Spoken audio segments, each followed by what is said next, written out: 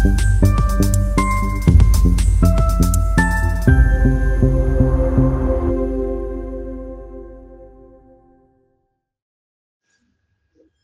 शहर के बीचों बीच ऐतिहासिक खाम तालाब का मामला अब तिरोड़ा नगर परिषद चुनाव में एक बड़ा और ज्वलंत मुद्दा बनता जा रहा है। स्थानीय निवासियों और राजनीतिक गलियारों से मिली जानकारी के अनुसार विट्ठल रुक्मणी मंदिर के ठीक बगल में स्थित इस पुराने खाम तालाब में एक बड़े हिस्से को कथित तौर पर बेच दिया।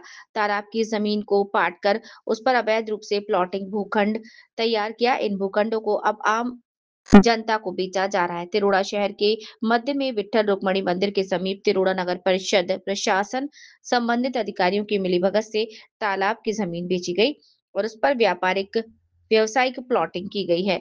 एक ऐतिहासिक जल स्रोत का विनाश और पर्यावरण को नुकसान। शहर के हृदय में स्थित इस तालाब का गायब होना लोगों को नागवार गुजर रहा है।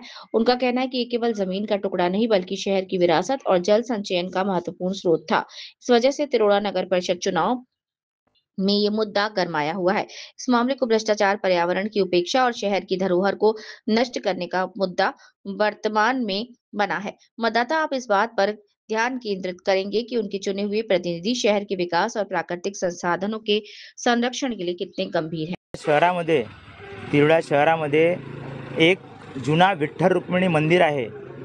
एकदम शहराच्या मधात जो पुरातन काळापासून मंदिर आहे, तो मंदिर जेव्हा हा गावोबे बसला नसेल तेव्हापासून तो विठ्ठल रुक्मिणी मंदिर आहे।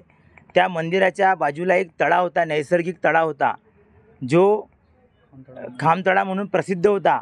तिथं सगळ्या देवी धर्माचे किंवा कुठले पण आपले धार्मिक कामं असले तर त्या मूर्ती विसर्जनाचे तिथं कार्य होत होते आणि धार्मिक एका वारसेचा तो प्रतीक असा एक तळा होता।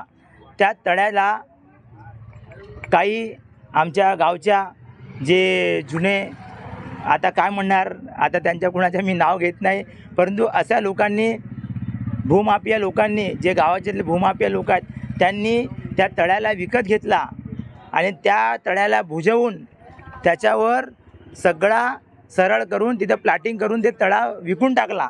असा जर सुरू राहिला तर हळूहळू गावातले सगळे तळे नष्ट करतील आणि नष्ट करून ते तिथं प्लॉटिंग बनवून आपले पैसे कमवणार आणि आपल्या गावातले जे तळे आहेत, जो पाण्याचा विषय आहे, ब्लू झोन तळे आहेत म्हणून आपल्या विहिरीला, आपल्या बोरवेलला पाणी आहे। हळूहळू तो पाण्याच्या